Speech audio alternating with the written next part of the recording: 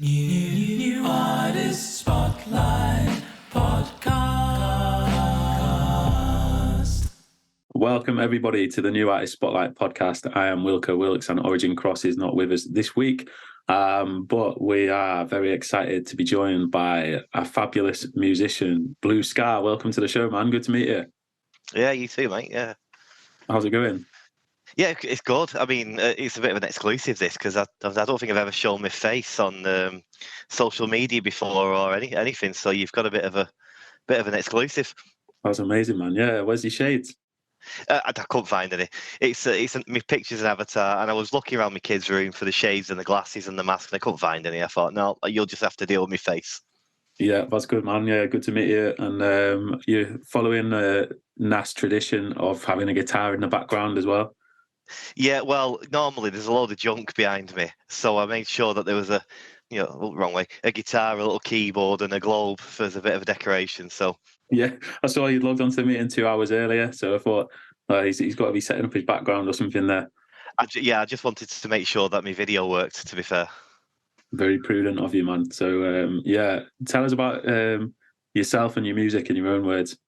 Yeah, so it's weird about my journey's probably different traditionally to what most musicians' journeys are, but increasingly it's probably becoming more of the norm, where you have an average guy who just decides he wants to have a little play around, and that turns from messing around on computers to picking up actual instruments, and it snowballs. I mean, I'm a guy in my late 30s. I have a full-time job, and I have to fit this in around life. And life's hectic. The guitar in the background is probably my legacy from my youthhood. In terms of making electronic dance music, that's a really recent thing. And if I said I've been doing it for more than a year, that'd be generous. It's definitely newer than that.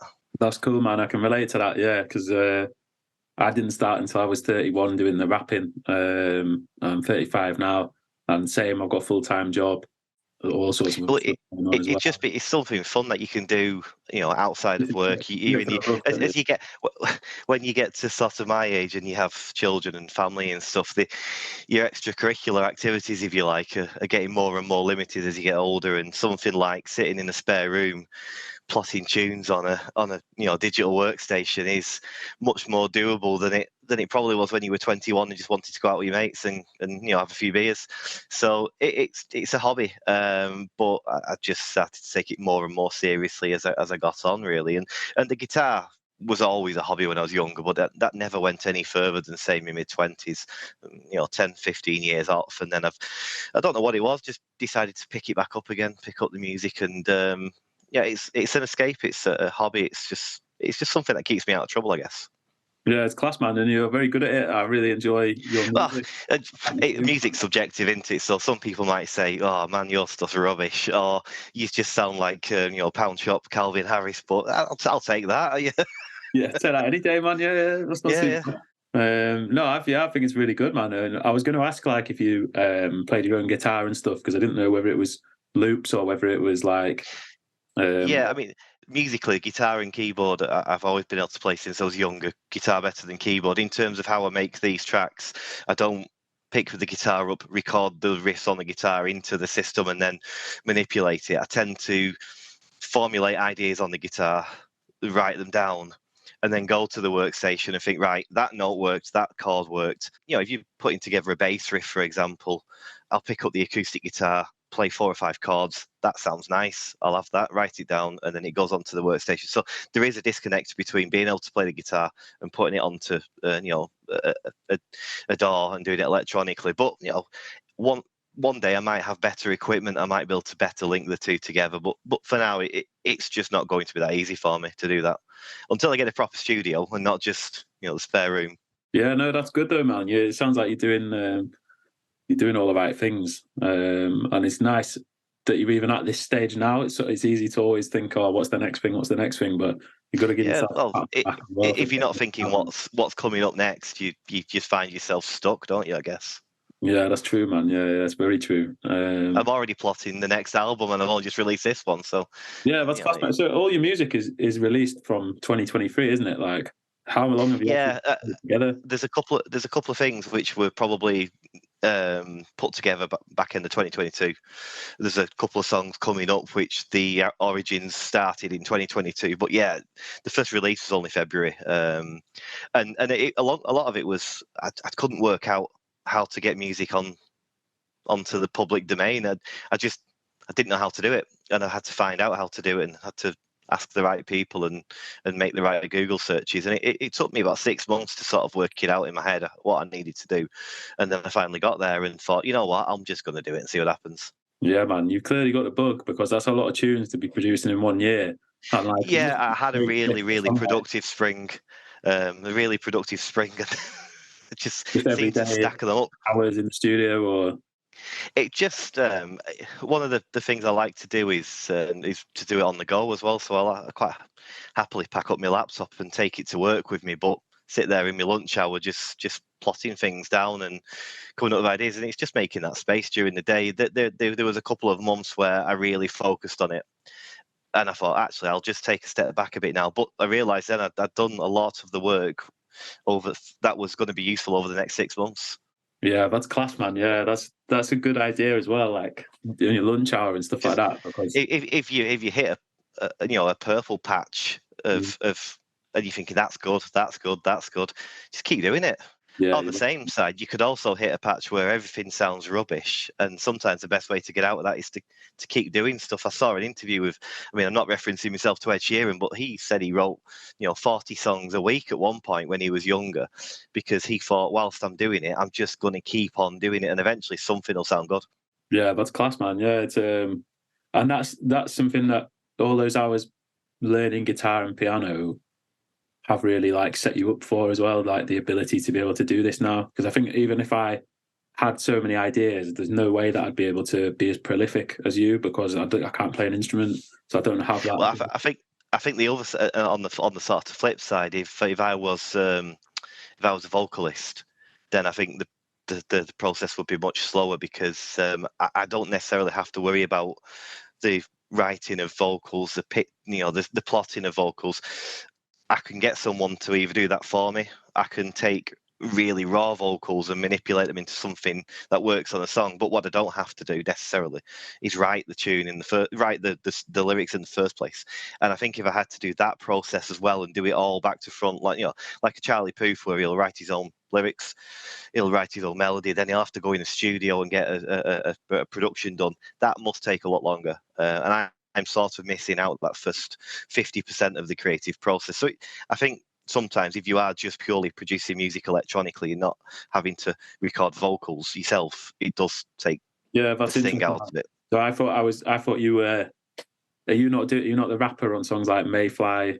And is it No, not at all. God, I did toy once with the idea of singing on my own stuff, and no, there's not going to happen. There's a lot of good singing in it. So who do you get to do that? You want to give them a shout out? So I mean, at the minute, there is a mixture of finding really good samples, finding vocals which are available for producers to use. More recently, as I've got more comfortable, as I've got a bit better known in certain circles, I have been lucky enough to work with real vocalists, and that is totally different. The difficulty for someone like myself is I don't have the big posh studio that some people have access to. I'm not Mark Ronson. I can't just get someone on the phone and say, come down to my studio and let's record a vocal. I need vocalists who are able to record their own vocals, and then I can put them into a meaningful place into a song. The term bedroom producer gets mentioned a lot, and I guess I fit into that slot quite nicely. Yeah, I'm with you, man. I'm right there with you. So that's cool. So I wanted to mention that, just the fact that you're from Oldham, because I know we've got a lot of listeners around the world who probably don't know what an amazing place Oldham is. The home of celebrities like Mark Owen, Christopher Biggins, Kevin Sinfield, Paul Scholes, Ralph Little, Phil Schofield, National Treasure, and of course Anne Kirkbride, who played Deirdre Barlow. Yeah, absolutely. So tell us a bit about It's funny you mentioned Deirdre Barlow. Is it? I think I met her once in the pub. Anyway, that's a story for a different day, isn't it?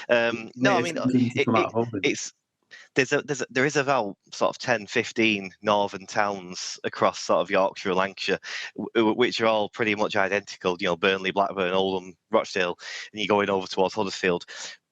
But they're very working class places. Everyone's very down to earth. Everyone's very friendly. They've had problems. I mean, Oldham's got issues. It's been in the news a lot recently. But when I was growing up, Oldham was a really, really vibrant, popular place. The town centre was absolutely rampacked full of bars. It actually had a really good reputation for live music. So I'm going back to sort of when I was in last year at school, sixth form. So we're talking 2000, 2001, 2002. Some of the live music venues in Oldham had some really big indie bands playing, some really big dance bands. The Prodigy played a couple of times at one of the bars in Oldham. When I was a little bit older, I accidentally watched the Fratellis play in a venue in Oldham, and sadly that venue closed down, and a lot of bands were going to Manchester instead, and Oldham just sort of hit that slow decline from sort of 06 onwards. And if you went there now, it's really not the same place, which is a shame. There is an upturn in the last couple of years, I guess. Local authority money's coming in. There is now a new indie venue, which has opened up at an old nightclub, which is getting some good bands in. So hopefully, to give it 10 years, and it might be back to where it was back in the 2000s. Yeah, I've been a few times. I've been to the football there. Yeah, well, the football's a completely different story. They're absolutely bobbins at the minute, but you know they've just got a new manager and they've won a couple of games recently, so they're in the fifth league, aren't they? But who do you support then?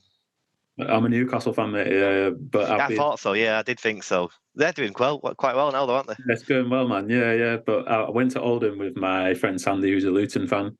Right. I remember one game where Stuart Barlow scored a last-minute winner against Luton. Right. I think it was 2-1 to Oldham. But yeah, man, good times. I'd love to say it's a beautiful place. Well, the football ground or the town? Yeah, well, both. Yeah. No, it's not too bad. It's not. The countryside around the town is beautiful. Yeah, that's true, man. Yeah. It's in a very nice location. So I live I live somewhere between Rochdale and Oldham. You know, geographically, it's a nice bit of countryside where I live. But I work in city centre Manchester, so I get that, you know, 2 or 3 times a week as well. So that's great. Yeah. I'm over your way sometimes. Anyway, my wife's family are from Manchester. Right. Walked in, so sometimes over there near Bolton. Not too far. Anyway, let's get back onto the music. So we're going to play one of your songs today. Which one are we going to play? It's Rectify, I believe we're going to play. Okay, cool. Do you want to tell us a little bit about it? Yeah, so Rectify is one of the songs where I've been lucky enough to work with, a real life singer and not just a sample. So it came about because I started to discuss with this artist general plans, and she was talking about a song which she'd wrote, which she felt had potential to be more of a pop EDM slant to it, because her stuff is much more sort of singer-songwriter. I don't want to pigeonhole her into an area, but it definitely wouldn't be EDM or pop as such. So I took a listen and I said, yeah, this is really good actually. There's some really good notes, there's some really good melodies here, and I think there's a big chorus. Following this big chorus, we can do a really good segue into an EDM number. So we just got looking at the vocals, started putting some music around it, and you know, it was a really straightforward, easy process because we both wanted the same thing. The vocals were brilliant, you know, the lyrics are brilliant, everything that she produced was fantastic. It made it really easy to slot it all into a song. She's called Ariel Petrie, and she's got a few hits under her belt, but you know, she was really looking to sort of branch out into EDM pop. I was looking to get a really good singer on board to just make my music a bit more appealable to more mainstream ears. And I think that's what we achieved, and I'm really pleased with it. And I'm getting lots of positive feedback on this particular song. No, nice one, mate. Yeah, that's class. So let's give it a spin. Do you want to give it the big introduction?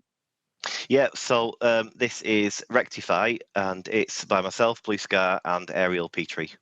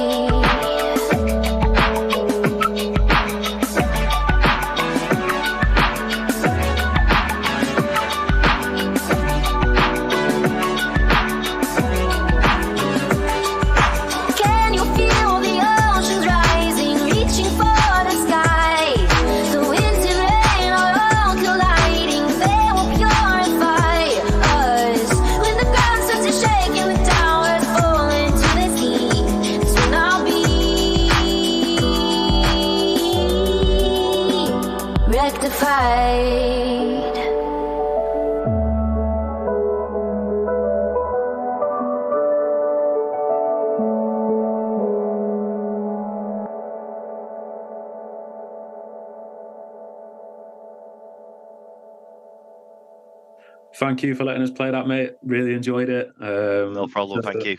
Yeah, well done, man. You've got quite a lot of variety in your music. That's what I quite like. It's Oh, absolutely, yeah.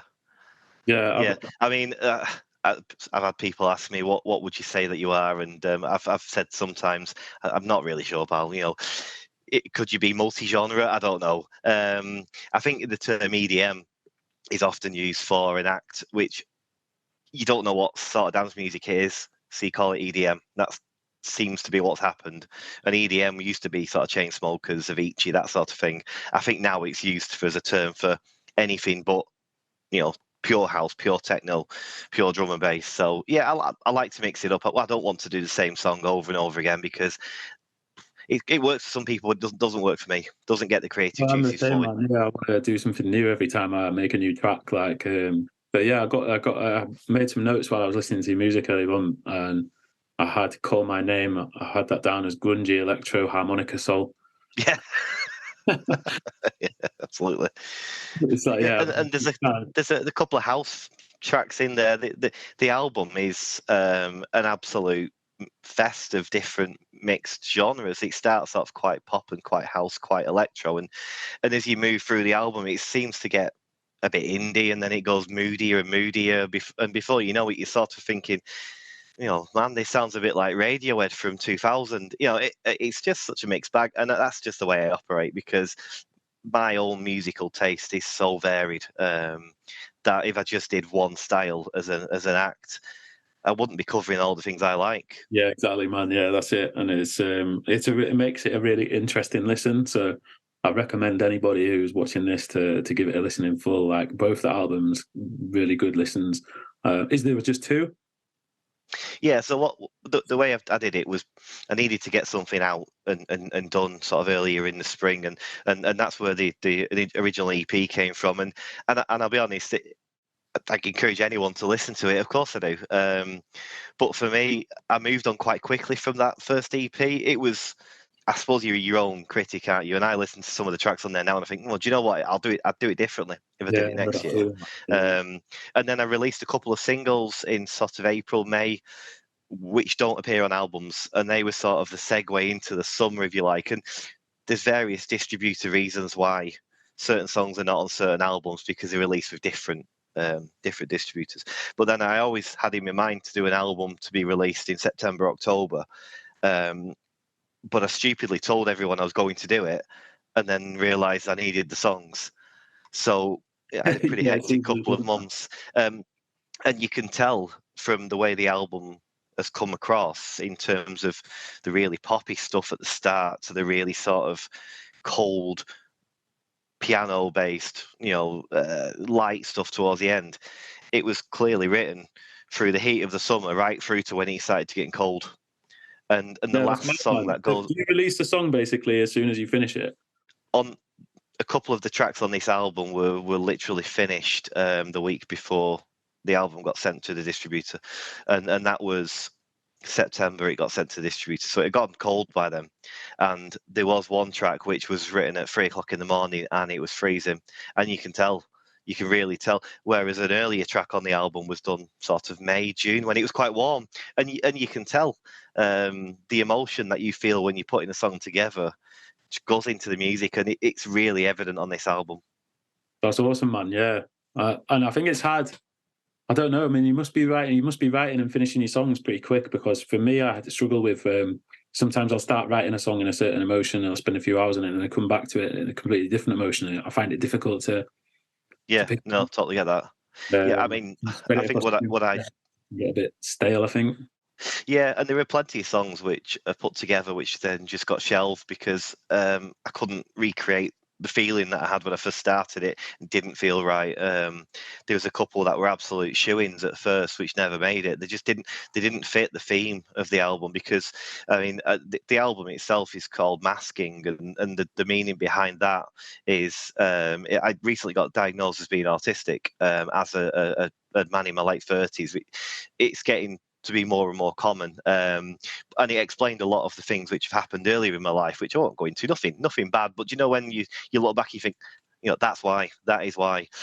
So this album was influenced really by that process, and that's where the title came from, But once I got this idea in my mind as to this is what this album's going to be about. It's going to be about me and my life and my struggles, both in here and out there. The songs needed to fit, and I got to a position where some of the songs just got thrown in the bin because they just didn't fit. Awesome, man. You could always release them as singles at some point. Or... yeah, exactly. They're not in the bin actually. They're stored on a hard drive somewhere, aren't they? But yeah. So I knew the album needed to flow in a certain way, and if it didn't flow in a certain way, it got scrapped and started again. The track listing got redone many times. That's class, man. Yeah, well done. So, how did you stumble across New Artist Spotlight, and how are you finding it? So, I mean, NAS was always something that you saw on social media. It's a well-known organisation, and I thought, oh, that sounds interesting. I wonder what that is. I'll have a look. One of the reasons I stumbled into it more so was because I was chatting away to Charlie Black, and he was talking about it, and he's a NAS legend. He's got some absolutely classic hits. So I just looked into it, and just from the word go, because I'm a guy on my own in a bedroom studio. I've not got producer buddies. I've not got any. There's no shadow producing going on here. It's just me and a computer. So I felt like I needed some company in the journey. So from the very start, sort of January, February, I need to meet people, need to make friends with people, and I met some guys really early on. And got into various different, social groups, and that's what attracted me to it. It's a collective. It's not, there's playlists, but they're not the main thing here. The main thing is there's people here who are trying to get by in the industry, but they all appreciate that you cannot do it on your own, because if you're on your own as an artist, it's really hard to get yourself motivated, to get those conversations, to get those collaborations going. Sometimes artists are your biggest fans, and if you're an unknown, how are you going to get fans if no one's listening to music? So to make connections and to meet people, it's really important, and I think it's crucial. And it drives me mad when people don't interact. They don't seem to have that inkling about them, because I worry that they're just going to be alone in 5 years, unhappy with what they're doing.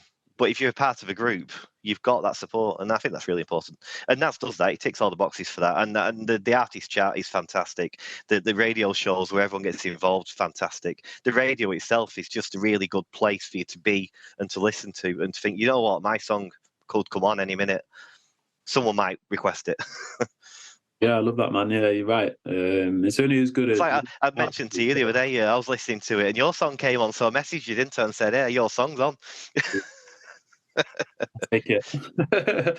Yeah, no, it's amazing, man. Yeah, and I think it's there. You can get so much from being a member, but you have to take part, don't you? You get out what you put in. Yeah, you get what you give, don't you? And it's nice to know that there's a place you can be at, because you log into Instagram or you log onto Discord or whichever service you're using, and sometimes you don't want to be creating videos all the time. Sometimes you just want to have a look at what other people are doing, and you need a natural home. And the more organisations like this which exist, which give you a home, give you a chat room to be in, to talk to people, say, hi guys, how's everyone doing today? What do we think about this? Is this a good idea? Yeah, if you're on your own, you're not going to get any of that. Yeah. So do you do your own mixing and mastering as well? Or? Well, yeah, I try. Yeah, I do try. The mixing is something which has come on a lot. A lot of my earlier ones, you'd submit to some of these, playlist companies, and to curators, and you get feedback saying, "Oh, mate, this would be all right if you could mix it properly," and you do get better over time. And we played Rectify earlier. The actual putting together of the song didn't take very long, but the mixing of it took weeks.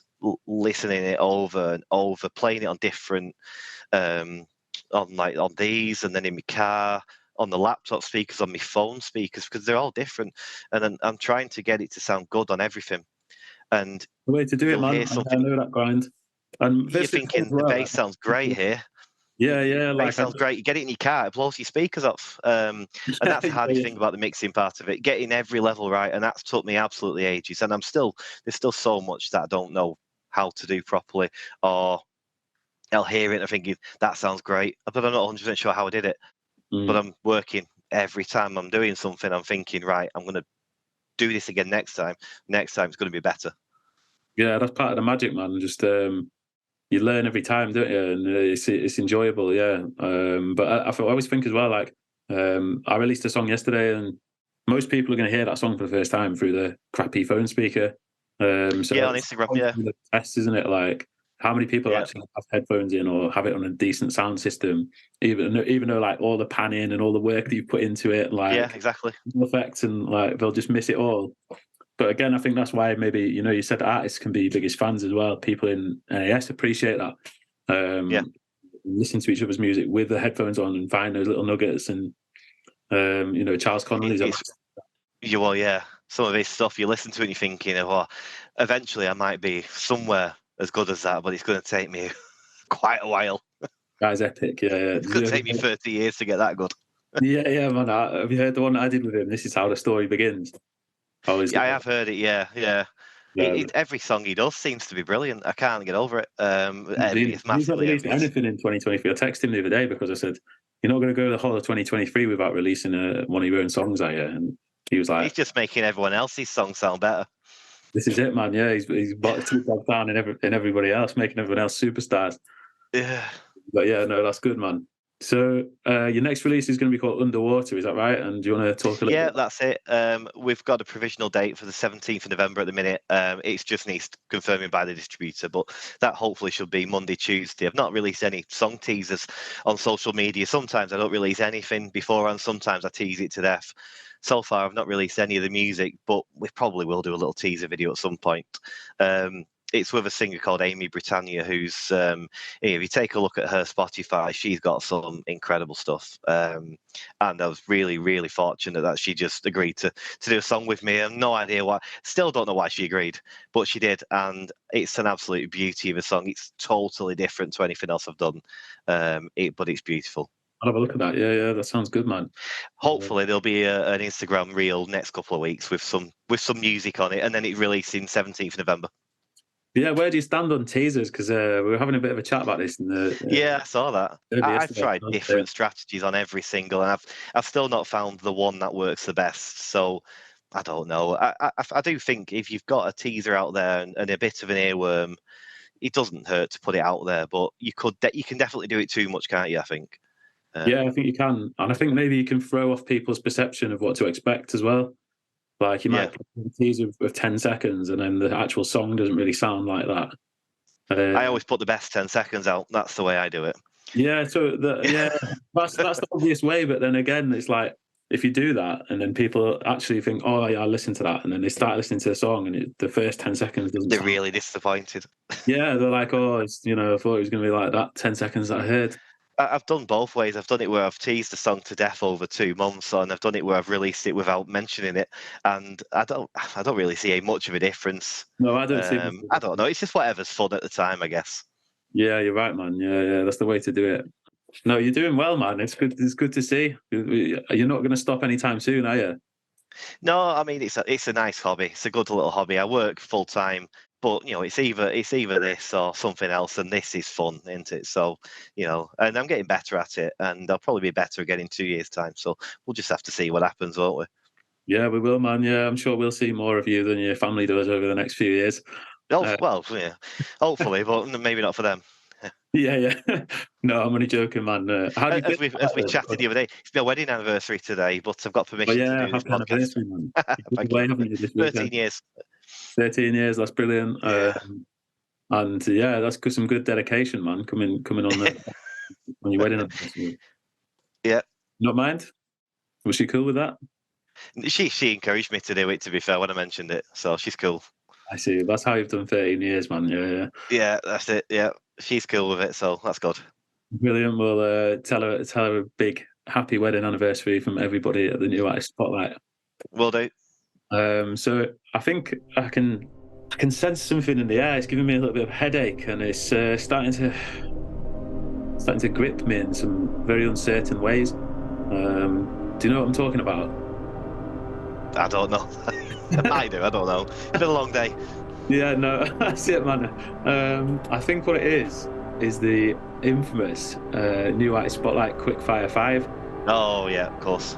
Do you think you could handle that, or? I've had a look at some of the previous podcasts. So yeah, let's do it. You up for the challenge? Okay, right. Yeah, let's give it a go. And you know the questions could be about anything, and you've only got Go on. 15 seconds maximum to answer each one. All right, okay. We'll see what embarrassing answers I come up with. You know what happens if you take over your 15 seconds? No. You're banned from New Artist Spotlight, and you're banished to an eternity in hell. To be fair, if I stuck with an answer, the answer's going to be Taylor Swift. So that'll be my fallback answer for everything. So let's go. Let's do it. About that. Okay, question 1 is, what is your favourite song from the New Artist Spotlight playlists? Oh, well, that's easy. Sano Hill, his latest one, Time Out, fantastic. Love it. Yeah. Question 2, what song would you like to be played at your funeral? Funeral. I always liked, what's he called? The one by the City of Angels song, Goo Goo Dolls, Iris. Yeah, I used to love that one. It's nice and sad as well. Yeah, that's it. Question 3, if you could have the singing voice of any person on earth, whose singing voice would you have? Singing voice. I used to like rock when I was younger. A massive Kurt Cobain fan. His voice was amazing. He probably isn't the best, is it? But it sounds cool. Yeah, I think he's amazing, man. Yeah, I love his voice. Really cool sound. And question... Dave Grohl's with second. Yeah, very good. So this is question 4, is it, next? Yeah. Question 4. What song did you play when you got married? What was your first dance? First dance was At Last by Etta James, which I got the piano player in the hotel last night to play for us, so that was nice. Oh, mate, that's a good idea. Yeah, I love that. And one of the songs we had when we signed the registers was Elbow, One Day Like This, and that was definitely my influence. Very good, man. Very good. And question 5 is, if you could spend a day with any other artist from NAS, who would you spend the day with? Oh, there's too many quality people. I'd pick yourself, obviously, but one of my mates is Cerulean Chameleon. He's really sound, and we get on really well behind the scenes. So I'd go up to Dundee and go for a pint with him, I reckon. That's brilliant, man. Great answer. Love that. Yeah, it's nice that you've formed. We've chatted. We've known each other since sort of February, March, and it's good to have people that you've never met before, but you're actually pretty good mates with. Yeah, that's class, man. Yeah. I think that's comes from throwing yourself into it, really. Like, yeah. I feel like I've been drifting a little bit in the last few months because I've just been so, like you said, it's just trying to keep up with everything when you're working a full-time job, and I'm running Andy's Man Club Pudsey now as well. Yeah, life gets in the way sometimes, doesn't it? Yeah, man, it does. Yeah, and I'm doing this Rap for Good workshops thing as well. It looks great, that, by the way. Yeah, thank you, man. You sent me a message. Looks really good. Yeah, love it. But it's just taking up a lot of time, so I'm always bogged down in admin in the evenings and weekends and stuff like this. And so enjoy it before it becomes too admin heavy, man. And keep that fire burning where you just absolutely, writing and releasing and writing and releasing and writing and releasing, because that seems really fun the way that you're doing it, man. Just if it's fun, keep doing it. That's what I think. Yeah. Yeah. Do you talk about it at work and everything as well? Do you tell everybody? Only little bits to people. I don't want to bore everyone, really. They can find it on social media, I guess, don't they? If someone asks me a question, I won't shut up. But if my wife asks me something, I'll bore her to death about it. But I won't, unless she asks me, I'll just leave her to it. Yeah, I think that's the best. She doesn't want to listen to how I take out the low end on a bass to get the kick to come through better. She don't care. No, she wouldn't appreciate it anyway. This is it, man. Well, yeah, thank you for your time today, man. It's been really good having you on. Yeah, it's been a pleasure. It's like I said, it's a rare appearance for me. On camera or on phone. I'd hide behind an avatar so far, and it's so yeah, you got yourself a bit of an exclusive here, I guess. Yeah, we'll take it, man. That's amazing. Exclusive. And do you think it'll encourage you to show your face a bit more, or? well, I won't be doing them daft TikTok videos where producers sit by the keyboards pretending to play the keys, because I hate that sort of stuff. It's ridiculous, isn't it? It suits some people, doesn't it? It probably doesn't suit me so much. So we'll keep it as a minimum, I guess. Nobody wants to see this face all the time, do they? So, This is it, man. not when there's much younger, prettier people about. Yeah, well, younger, yes. Yeah, This is subjective, as you said at the start. yeah, exactly. Yeah. All right. Let's leave it there then. I want to say thank you to everybody who's been listening and everybody who has been supporting, taking part in the surveys and doing whatever they do, giving us your music to listen to. We all really appreciate it. And thank you once again to Blue Scarr. And we'll see you soon. Thanks for having me. Peace out. New artist spotlight.